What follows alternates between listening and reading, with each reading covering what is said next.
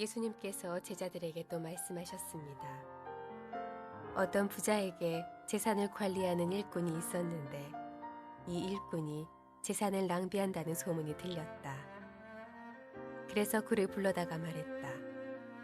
내가 자네에 관해 들은 소문이 어찌 된 일인가? 더 이상 자네를 일꾼으로 쓸 수 없으니 자네의 일이 정리해 주게. 그러자 그 일꾼은 속으로 생각했다. 주인이 내 일을 빼앗으니 어떻게 해야 하나. 땅을 파자니 힘이 없고 국어를 하자니 창피한 노릇이구나. 내가 할 일을 알았다. 내가 이 자리에서 물러날 때 사람들이 나를 집으로 맞이하게 만들어야겠다. 그 일꾼은 주인에게 빚진 사람들을 하나씩 불렀다. 첫째 사람에게 물었다. 주인에게 빚진 것이 얼마요? 그가 올리브 기름 100마리요 라고 대답하자 그 일꾼이 말했다. 당신의 문서가 여기 있으니 어서 앉아서 50마리라고 적으시오. 또 다른 사람에게 그가 진 빚이 얼마냐고 물었다. 밀 100섬이요 라고 대답하자 그 일꾼이 말했다. 당신의 문서가 여기 있으니 80섬이라고 적으시오. 주인이 그 불의한 일꾼이 슬기롭게 행동하는 것을 보고 그를 칭찬하였다. 이 시대의 아들들이 자기 일을 처리하는 데 있어서는 빛의 자녀들보다 더 슬기롭다. 내가 너희에게 말한다. 불의한 재물로 친구를 사귀어라. 그러면 그 재물이 없어질 때 그들이 너희를 영원한 곳으로 맞아들일 것이다. 아주 작은 일에 충실한 사람은 많은 것에도 충실하다. 아주 작은 일에 충실하지 못한 사람은 많은 것에도 충실하지 못하다. 그러므로 너희가 불의한 재물에도 충실하지 못하면 누가 참된 것을 너희에게 맡기겠느냐? 너희가 다른 사람의 것에 충실하지 못하면 누가 너희 몫을 너희에게 주겠느냐? 그 어떤 종도 두 주인을 섬길 수 없다. 한편을 미워하고 다른 편을 사랑하든지 아니면 한편에게는 충성을 하고 다른 편은 무시하든지 할 것이다. 너희는 하나님과 재물을 함께 섬길 수 없다. 다시 한번 하나님 앞에 영광의 박수 올려드리도록 하겠습니다. 주일 예배 오신 여러분들 주의 이름으로 환영하고 축복합니다. 자, 우리 가슴에 손을 얹고 믿음을 고백하고 하나님 말씀 듣도록 하겠습니다. 한번 따라해 주시면 감사하겠습니다. 하나님은 나를 사랑하십니다. 나는 그 사랑 안에 있습니다. 하나님은 오늘 나에게 말씀하실 것입니다. 그 말씀에 능력이 있습니다. 그 말씀에 생명이 있습니다. 나의 마음을 하나님께 열겠습니다. 나의 생각을 예수님께 집중하겠습니다. 들은 만큼 변합니다. 들은 만큼 행복해집니다.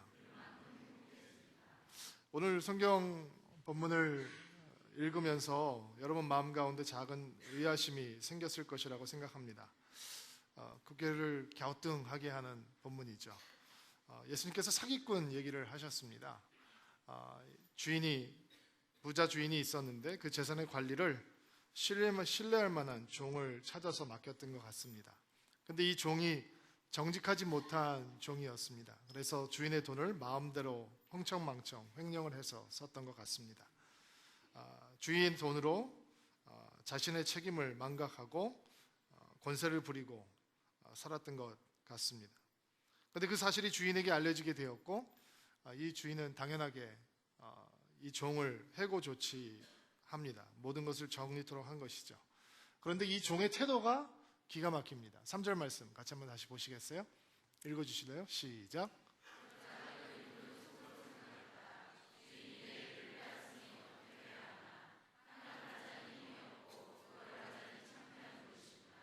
자신이 정직하지 못해서 해고당했음에도 불구하고 종은 뭐라고 얘기하죠?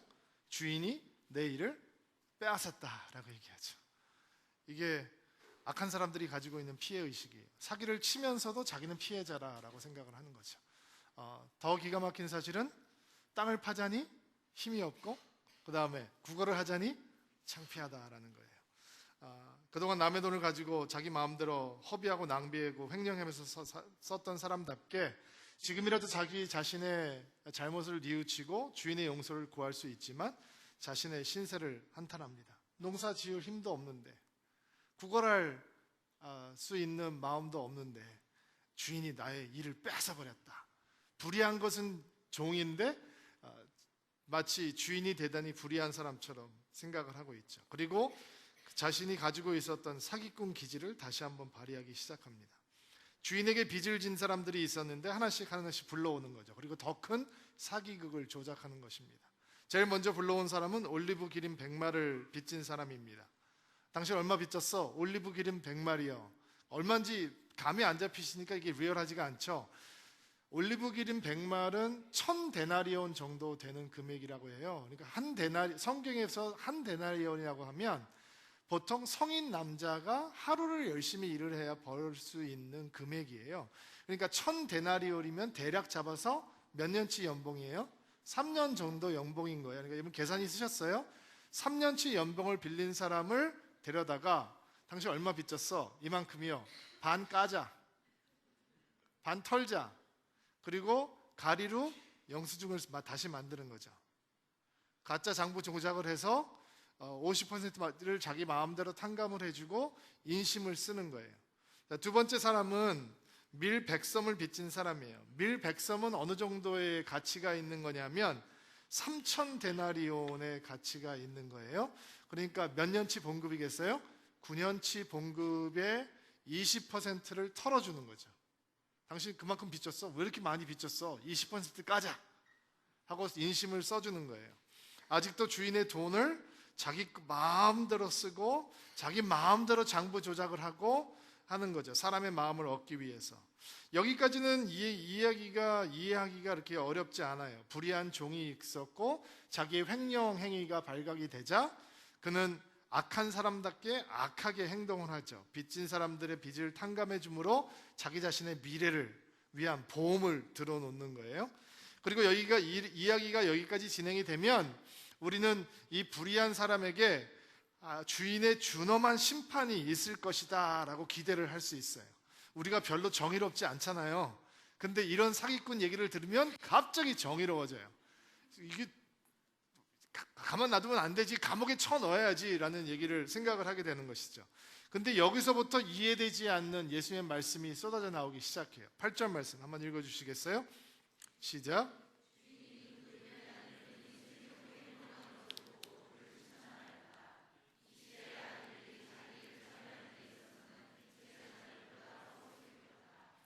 말도 안 되는 불의한 종을 향해서 슬기롭게 행동을 한다고 칭찬을 하셨단 말이죠. 여기서부터 어려워져요. 화를 내고 그 종을 박살을 내도 직성이 풀리지 않을 판인데 그 종을 칭찬하고 계시단 말이에요. 여기서 우리가 이 말씀을 대강 이해하면 기독교 신앙이라고 하는 것이 기독교 영성이라고 하는 것이 그냥 적당히 세속적이고 속일 때 그냥 속이고 우아하게 믿음의 이름으로 혹은 하나님의 이름으로 적당히 대강 속이고 결국은 내가 원하는 것만 얻어내면 되는 거구나라고 하는 그런 세속적인 종교로 생각하기가 쉽습니다. 아마 오늘 예배를 드리고 있는 분들 중에서 신앙을 시작한 지 얼마 안 된 분들이 있다면 혹은 아직도 예수님을 좀 더 믿기 위해서 노력하고 계시는 분들이 계시다면 굉장히 당황스러운 본문 내용입니다. 왜냐하면 지금까지 우리가 누가복음을 통해서 들어왔던 내용들은 상당히 숭고한 메시지들이었습니다. 사랑하지 못할 사람을 사랑해라. 용서하지 못할 사람은 용서해야 된다. 고통스럽지만 세상의 길을 포기하고 하나님의 길을 가기 위해서 십자가를 선택해야 된다. 이런 메시지를 들으면서 우리는 역시 예수님의 메시지가 다르구나. 나는 아직 그렇게 살지는 못하지만 정말 예수님의 메시지가 숭고하다라는 생각을 하게 되죠. 근데 오늘 비유를 들어보면 마음이 이상해져요. 무슨 교도소에서 범죄학 강의를 하는 것도 아니고 이게 무슨 도덕 상실증에 걸려있는 사람들이 하는 얘기도 아니고 이 바리새파 사람들이 예수님께서 포도주를 너무 좋아하신다고 비난하고 공격을 많이 했는데 혹시 이 설교를 하시기 전에 좀 지나치게 많이 드셨나라고 하는 생각이 들 정도로 마음이 아주 번잡해지고 당황스러워지죠. 이해하기 힘든 비유입니다. 아마 예수님의 비유 중에서 가장 설명하기 힘든 비유 중에 하나가 아닌가 싶어요. 그래서 건너뛰고 싶었습니다. 그 신대 목사님한테 우리 이거 그냥 건너뛸까? 라고 생각을 했습니다. 근데 본인도 똑같이 부담스러웠던 것 같아요. 이거 본문이 너무 어렵다라고 얘기를 하는 거예요. 근데 다음 주 본문을 보니까 만만치 않아요. 그래서 말씀을 설교하는 것이 목사의 사명이니까 한 주 동안 하나님 말씀 앞에서 고민을 했습니다. 오늘 메시지를 이해하기 위해서는 사기꾼 종을 보시면 안 되고요. 주인의 칭찬의 소리에 귀를 기울이셔야 됩니다. 무엇을 칭찬하고 있는지, 칭찬 내용이 무엇인지, 왜 칭찬을 하고 있는 것인지, 그리고 이 메시지가 바리새파 사람들을 향한 메시지도 아니고 일반 회중 군중들을 향한 메시지도 아니고 제자들에게 말씀을 하신, 팬이 아닌 제자들에게 하신 말씀이라고 했는데, 과연 이 비유를 통해서 예수님께서 제자들에게 의도하시는 메시지는 과연 무엇이었는지 함께 고민하며 은혜를 나누어 보려고 합니다. 여러분들께서 읽으셨던 8절 말씀에 보면 슬기롭고 지혜롭게 행동하는 것을 보고라는 말씀이 등장을 합니다. 예수님께서는 지금 부도덕하고 비윤리적이고 부정직하고 장부조작하고 권리 남용하고 이런 것을 칭찬하는 것이 아니고요. 그러나 빈틈없이 지혜롭게 행동하고 기민하게 계획하고 전략을 세우고 한치의 오차도 없이 집행하는 통찰력 있는 용의주도함을 칭찬하고 계시다라는 것입니다. 그리고 예수님께서 하신 말씀이 제가 교회를 섬기는 사람이기 때문에 제 마음속 깊은 곳에 들어왔습니다. 이 시대의 아들들이 자기 일을 처리하는 데 있어서는 빛의 자녀들보다 더 슬기롭다. 정말 그런 것 같습니다. 좋은 기업을 만들기 위해서 좋은 회사를 만들어 보겠다고 노력하는 기업인들의 의지와 노력이 좋은 교회를 만들어 가겠다라고 하는 목사들의 노력보다 훨씬 탁월한 것 같습니다. 좀 더 나은 스펙을 얻으려고 MBA에 들어가는 사람들의 눈동자가 평생 목회를 하겠다고 신학교를 들어가는 사람들의 눈동자보다 더 반짝이는 것 인정할 수밖에 없습니다. 목사들끼리 모여서 이런 고민을 했습니다. 여러분, 목사의 가장 큰 고민이 뭔지 아세요? 뭘 것 같아요? 모르세요? 목사가 아니니까 관심 없죠? 설교입니다. 일주일에 한 번 주 앞에 나오는 사람들에게 하나님 앞에 서 있게 하기 위해서 우리에게 30분에서 40분의 시간이 주어지는데, 그거를 어떻게 하나님 앞에 부끄럽지 않게 성도들에게 유익하게 설교를 할 수 있을까? 가장 고통스러운 작업입니다. 10시간을 투자한다고 그냥 나오는 게 아니기 때문에 때로는 더 많은 시간을 집어도 한 줄도 안 나올 때도 있고, 아무튼 고통이고 고민입니다. 근데 목사들이 막 이 설교가 힘들다, 고통스럽다, 고민이 된다라고 얘기를 하는데, 그 얘기를 막 하다가 어떤 목사님이 이런 얘기 하는 거예요. 뭐 그렇게 안달이냐? 하나님 말씀은 좌우의 날성검 같다고 성경에 얘기하지 않냐? 성도들은 설교를 하나님 말씀 들어야 되는 거고, 자기는 듣든지 안 듣든지 그냥 졸든지 안 듣든지 전한다는 거예요. 자, 제가 여러분에게 물어볼게요. 그 목사님 설교 잘하는 목사일까요? 못하는 목사일까요? 사람들이 그 사람의 설교를 들어줄까요? 안 들어줄까요? 뭐 듣든지 안 듣든지 나는 그냥 한다. 여러분, 광고를 만드는 사람들이 자신에게 별로 필요하지도 않은 것을 나는 저게 필요하다라고 느끼게 만들어서 물건을 사게 해야 되는데, 광고를 만드는 사람들이 나는 사람들이 물건 사든지 안 사든지 상관없어, 그냥 만들면 되지 뭐, 18초 동안 혹은 30초 동안 그냥 내보내는 거 그냥 대강 짜집기해서 내보내면 되지 뭐 라고 생각하면서 광고 만드는 사람 보셨나요? 세상의 자녀들이 훨씬 더 지혜롭고 탁월한 모습을 가지고 있다는 것입니다. 한국 사람들 음악적인 수준이 세계적으로 인정을 받는다고 합니다.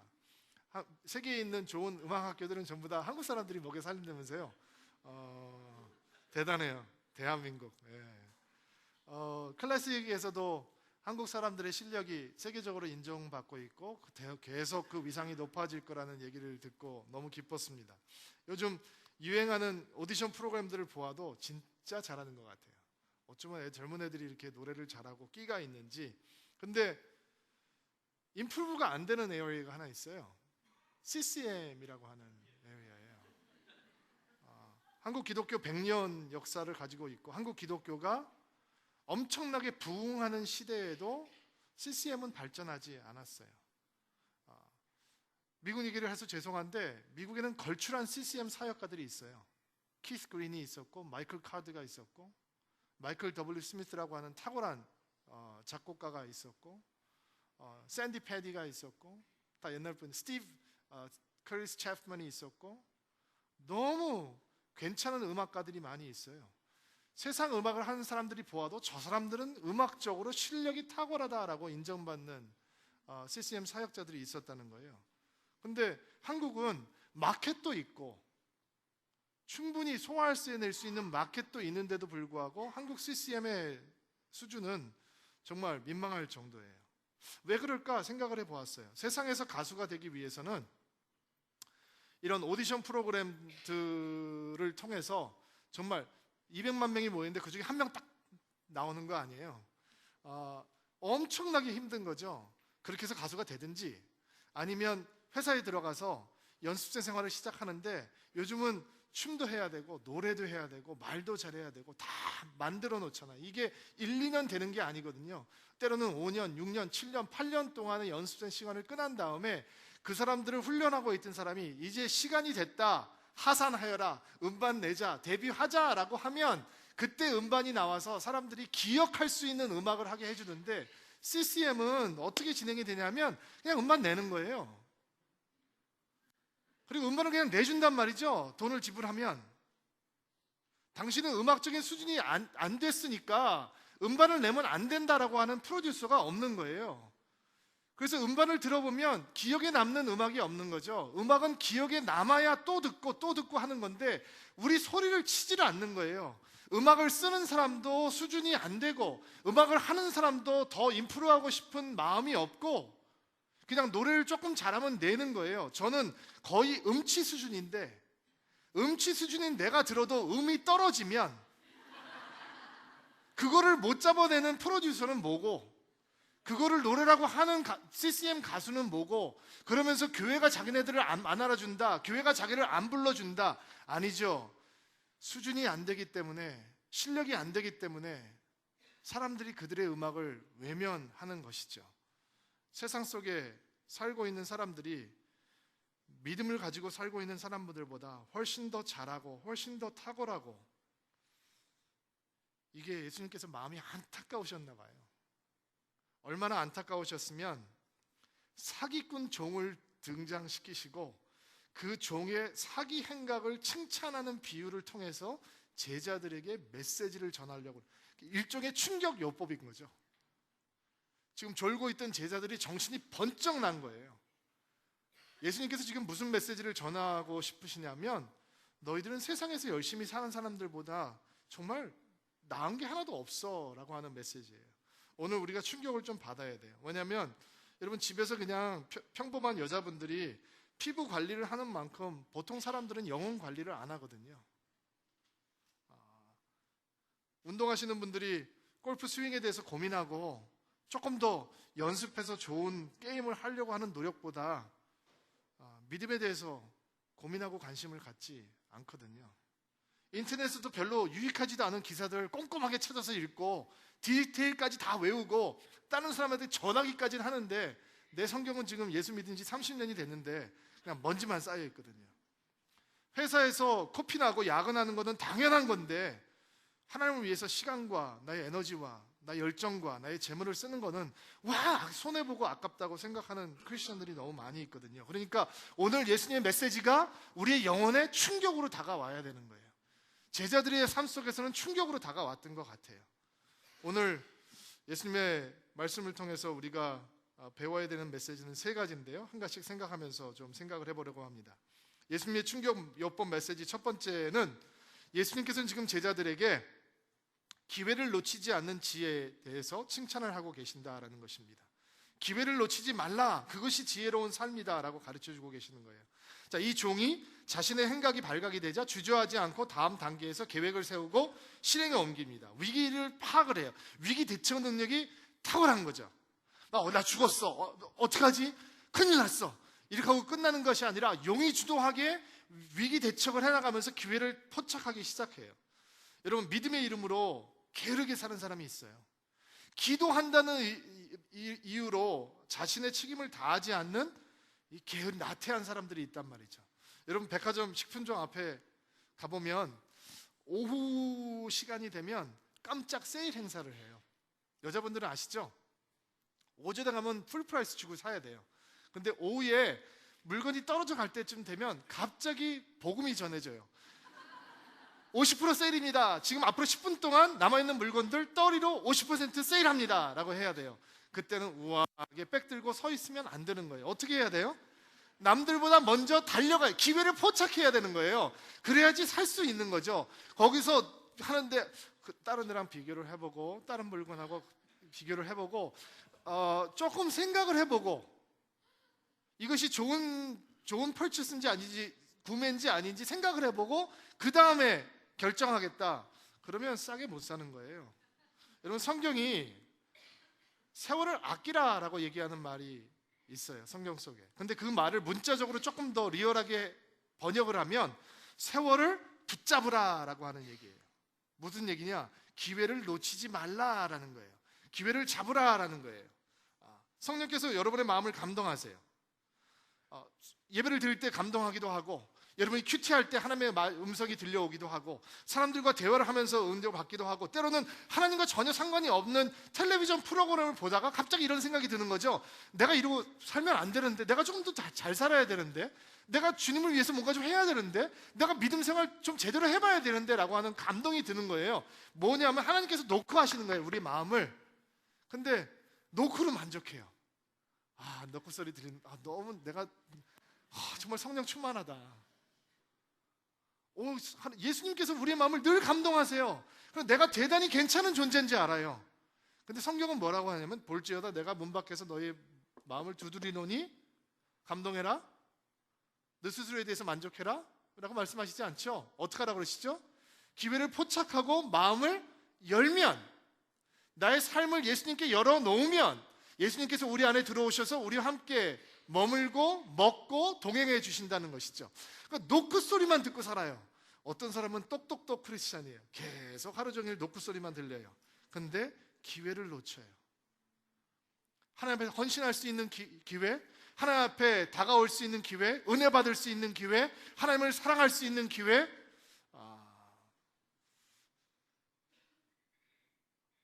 빌리 그레이엄 목사님이 미국에서 가장 존경받는 목회자 중에 한 명인데, 늘 기회를 잡으라라고 얘기할 때, 전도할 기회를 잡으라라고 할 때 이런 본인의 간증을 하는 것을 듣고 참 마음에 큰 찔림이 있었어요. 존 F 케네디가 대통령일 때 백악관으로 초청을 받으셨대요. 조창기도회 설교를 해달라라고. 미국에서 가장 영향력 있는 목사니까 당연히 그런 초청에 응해야 되는 것이고, 갔는데 그때 빌리 그레이엄 목사님이 몸이 너무 아팠대요. 감기 몸살이 너무 심해서 도대체 서 있을 수 없을 정도로 힘이 들었는데, 대통령이 초청을 해주니까 기쁜 마음으로 가서 설교를 해야지 하고 갔는데 몸이 안 되니까 너무 힘들었대요. 그리고 결국은 설교를 겨우 마친 다음에 성령께서 그 마음을 감동하시기를, 존 F 케네디 대통령한테 복음을 전해라. 당신 구원 받았냐? 구원의 확신 있냐? 예수를 믿냐? 라는 복음을 전해라 라는 마음의 감동이 있었는데, 몸이 너무 아프니까 이렇게 생각하셨대요. 다음에 또 불러줄 때 그때 와서 전하지 하고 백악관을 나왔대요. 그리고 그 주에 존 F 케네디 대통령이 달라스에서 암살을 당했다는 거예요. 기회는 한번 지나가면 다시 오지 않아요. 여러분, 우리는 가끔 이렇게 생각하잖아요. 그냥 나중에 때가 되면, 적당한 시기가 오면 그때. 그러나 성경은 우리에게 다른 삶을 가르쳐 주십니다. 주님을 위해서 헌신할 수 있고 사랑할 수 있고 일할 수 있는 지금이라고 하는 하나님의 기회를 놓치지 말라라는 것입니다. 영적인 나태와 안일한 일상에 빠져 있는 제자들을 향해서 예수님께서 세상에서 사는 그들도, 불의한 일을 행하던 이 종도 그 기회를 놓치지 않고 달려갔는데 너희는 어떠냐라고 도전하고 계시는 것입니다. 여러분, 아브라함이 갈대아 우르를 떠날 기회를 놓치지 않잖아요. 그래서 믿음의 아비가 되는 거예요. 에스더가 왕에게 나을 기회를 놓치지 않죠. 그래서 멸절의 위기에 놓여있던 이스라엘 백성들이 구원을 받는 거예요. 다윗이 싸울 기회를 놓치지 않았어요. 그래서 골리앗이 무너지고 다윗은 왕이 되는 거예요. 바울이 떠날 기회를 놓치지 않았어요. 그래서 그는 역사상 가장 위대한 첫 선교사가 되는 것입니다. 신대현 목사와 제가 새로운 교회를 시작할 기회를 놓치지 않았어요. 그래서 우리가 만난 거예요. 우리 못 만날 사이예요. 기회를 놓쳤다면 여러분과 저는 영원히 못 만날 수도 있어요. 근데 기회를 잡으니까 우리가 이렇게 만나게 되었어요. 여러분 혹시 우물쭈물하고 계시지 않습니까? 오늘이 중요합니다. 지금 어떻게 반느냐가 중요합니다. 여러분 이 종이 자기가 잘하는 것을 했다는 것을 기억하시기 바랍니다. 이 종이 잘하는 게 뭐였죠? 속이는 거예요. 사기치는 거, 장부 조작하는 거. 여러분이 잘하는 건 무엇입니까? 여러분 잘하는 건 뭐 있습니까? 우리가 예배를 드리려면 누군가 저 뒤에서 음향을 조절을 해줘야 됩니다. 그렇죠? 음향 조절할 줄 아세요? 못하시죠? 주님을 섬기는 것은 재능을 가지고 섬기는 거예요. 근데 재능만 가지고 섬기면 안 되고 은사를 사용해서 섬겨야 돼요. 여러분 이렇게 뒤에서 보이지 않는 곳에서 섬기는 사람들이 자기 재능만 가지고 섬기면 한 달도 못 가서 뭐라고 얘기하는지 아세요? 내려놔야겠습니다 라고 얘기해요. 교회에서 제가 제일 듣기 싫은 얘기가 내려놔야 된다는 얘기예요. 뭘 그렇게 내려놓는다고. 그렇게 얘기하면 조금 더 거룩해 보이는지 모르겠어요. 뭐를 내려놓는다고. 쉬고 싶다는 얘기가 더 낫죠. 아직 준비가 안 됐다는 얘기가 많아요. 근데 섬김의 은사가 있으면 보이지 않는 곳에서 주님을 향해서 충성할 수 있는 섬김의 은사가 있으면 시험 들지 않아요. 1년을 해도 2년을 해도 10년을 해도. 제가 얼마 전에 조금 민망한 일이 있었어요. 저희 교회 주차위원들이 많이 모자라거든요. 2부와 3부에는 주차가 조금 힘들기 때문에 남자분들이 좀 많이 나가서 도와주셔야 되는데 쉽지 않은 일이니까 주차가 어려워요. 근데 주차위원들이 발을 덩덩덩덩 구르고 있는데 새가족반에서 새가족 훈련을 받고 있던 나이가 좀 지긋하신 어른이신데 그분이 주차위원회 가서 서 계시는 거예요. 그분은 아직 교회 등록도 안 끝난 분인데 교회 먼저 온 사람보다 더 힘들고 어려운 데 가서 섬겨주시는 거예요. 너무 감사하더라고요. 여러분이 잘할 수 있는 거 뭐가 있어요? 제가 여러분들 교족부 쓰시면 꼼꼼히 보거든요. 우리 교회 음악한 사람들 되게 많아요. 성가대 하세요.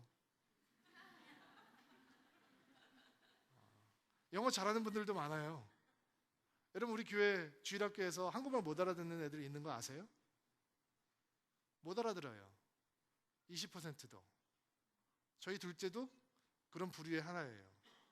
설교 말씀 20%도 소화 안 돼요. 어떻게 신앙 교육하겠어요? 여러분들 중에서 유학한 생활하는 사람들, 영어 잘하는 사람들, 여러분이 주일학교 교사 안 해주면 그 아이들이 어떻게 하나님 배우겠어요? 내 딸이 누구에게 하나님을 교회 와서 배워갈 수 있겠어요? 여러분들이 잘하는 거 하는 거죠. 여러분 저희 교회 주보 저는 너무 이쁘고 좋다고 생각해요. 이거 누가 만드는 걸까요? 디자인하는 분이 만드는 거예요. 제가 잘하는 거 하는 거죠. 자기의 재능을 사용해서 은사를 사용해서 하는 거죠. 여러분이 잘하는 거 하셔야 해요. 하나님을 위해서 일할 수 있는 기회 놓치지 마세요. 여러분이 잘할 수 있는 것을 가지고 여러분의 은사를 사용해서 하나님을 섬길 수 있는 기회를 놓치면 칭찬받지 못하는 거예요. 자, 두 번째 예수님에게서 듣는 충격요법 메시지는 9절 말씀에 나와 있습니다. 9절 한번 읽어볼까요? 시작.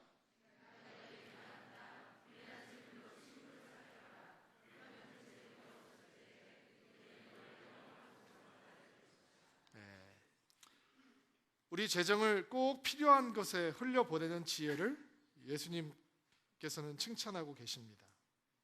여기서 불의한 재물이라고 해서 불의한 방법으로 모은 재물이라고 생각하면 곤란하시고요. 하늘의 보호와 대비되는 이 땅에 있는 재산을 의미한다라고 생각하시면 됩니다.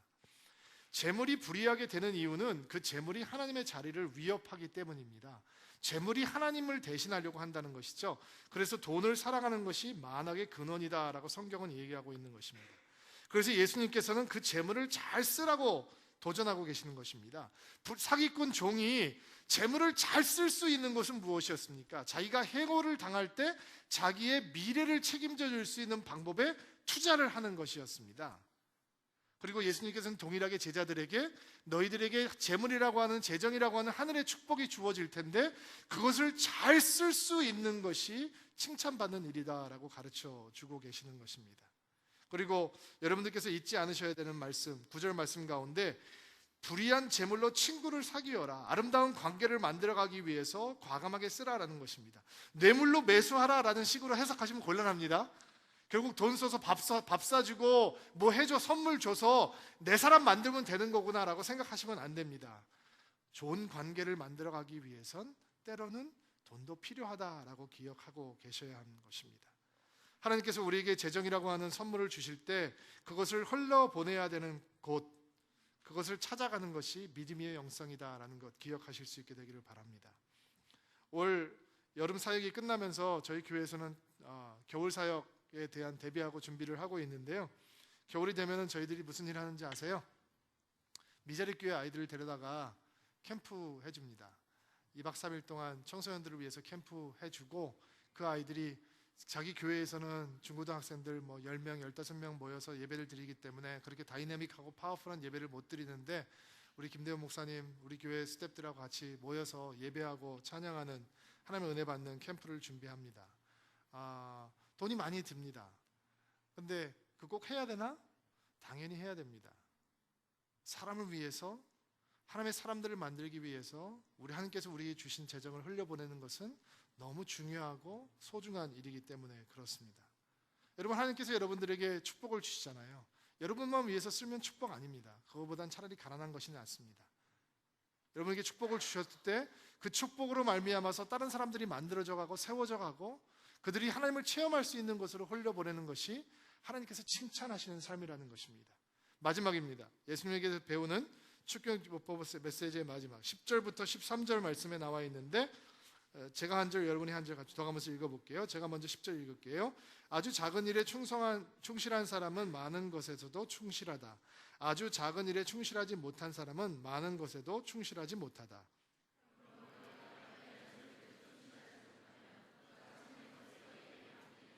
너희가 다른 사람들의 것에 충실하지 못하면 누가 너희 몫을 너희에게 주겠느냐.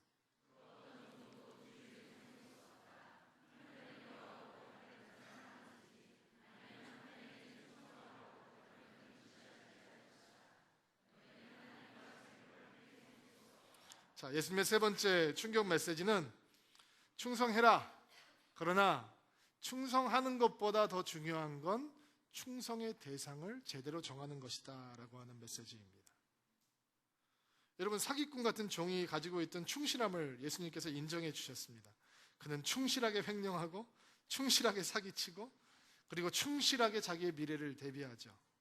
불의하게 사는 것에도 이렇게 충성함과 충성스러움과 성실함이 필요했다는 것입니다. 예수님의 제자들이 충성스럽지 못했습니다. 예수님의 제자들이 뜨뜻미지근했습니다. 예수님의 제자들이 충실하지 못했습니다. 그리고 예수님께서는 그들에게 이 불의한 종의 충성스러움을 보여주고 너 이 불의한 것에도 충성하고 있는데 너희들은 무엇을 하고 있느냐라고 경각심을 일깨워주고 계시는 것입니다. 예수님은 분명히 말씀하십니다. 엉뚱하게 충성하면 소용없다는 것입니다. 두 주인을 섬길 수 없다. 이 주인도 섬기고 저 주인도 섬기고 적당하게 믹스하면 되지 않느냐 우리는 생각할 수 있지만 그러나 예수님께서는 충성의 대상을 제대로 정해야 된다라고 가르쳐 주십니다. 세상을 섬길지 하나님을 섬길지 돈을 사랑할지 아니면 하나님을 사랑할지 충성과 충실의 대상이 분명해야 된다라는 것입니다. 오직 하나님만 주인 삼으셔야 합니다. 하나님을 기쁘게 하는 것을 인생의 최고의 목표로 삼아야 하는 것입니다. 여러분, 열심히 일하시기 바랍니다. 그러나 그것이 하나님의 위한 것이라는 것을 잊는 순간 여러분은 엉뚱한 충성을 하고 엉뚱한 땀을 흘리고 계시는 것입니다.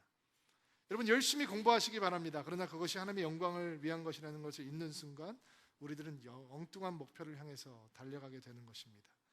여러분, 열심히 사업하시기 바랍니다. 그러나 그것이 하나님이 주인인 사업장이라는 것을 잊는 순간 우리는 우상 숭배 속에 빠져들게 되는 것입니다.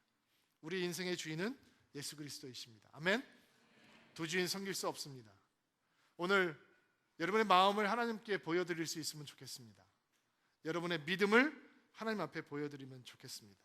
그리고 하나님께서 우리의 마음을 자세하게 관찰하실 때 세상 속에서 세상 사람들이 세상 일을 향해서 가지고 있는 관심, 열정, 꿈, 비전 이런 것보다 더 뜨거운 것들을, 더 깊은 것들을, 더 확실한 것들을 우리 마음 가운데서, 우리의 믿음 가운데서 찾으실 수 있다면 하나님을 기쁘게 하는 인생이 될 줄로 믿습니다.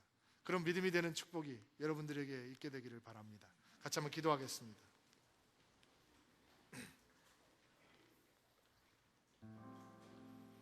주님, 이 세상의 아들들이 자기 일을 처리하는 데 있어서 빛의 자녀보다 더 슬기롭다고 하는 말씀을 받습니다. 그리고 회개합니다. 하나님께서 역사하셔서 주님을 섬기고 사랑할 수 있는 기회를 놓치지 않는 저희들 될 수 있도록 도와주옵소서. 하나님께서 우리의 주신 재정이라고 하는 축복을 꼭 필요한 것에 흘려보내는 지혜도 허락하여 주옵소서. 올바른 충성의 대상 예수 그리스도를 향한 충성이 마르지 아니하는 진짜 지혜로운 인생들이 될 수 있도록 하나님께서 축복하여 주시옵소서. 예수님의 이름으로 기도하옵나이다.